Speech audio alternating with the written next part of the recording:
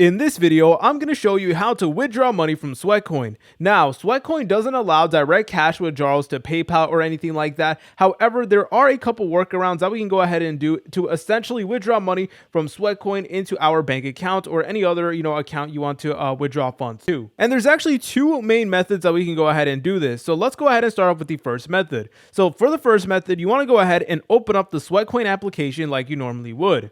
And if you're on an iPhone, then what you want to do is you want to tap the shopping bag icon at the bottom left. And if you're on an Android device, you want to go ahead and select over here where it does say rewards. Then you want to go to the top menu and make sure that buy is selected. So we have win, premium, and buy over here. You want to make sure that buy is actually selected. And over here, we will actually get some decent offers. So basically for 750 sweat coins, we can go ahead and purchase this $5 gift card. And we also have more options over here as well, which is honestly really cool. And occasionally you'll find a PayPal cash voucher for maybe like $50 or even $100. And I'm not going to lie, those are very rare and they typically require a high number of sweat coins. But that is definitely one way that you guys can go ahead and actually withdraw money from Sweatcoin to like a bank account. And obviously once you do get like your gift card or something like that, you can go ahead and add those funds to your bank account and stuff like that. So yeah, you just want to look at the offer and you want to look at all the requirements and stuff like that, and you want to look at just the details about this perk as well. But guys, another way that we can go ahead and do this is by using the Sweat Wallet application. So if you did not know, there's actually a companion application to Sweatcoin called Sweat Wallet,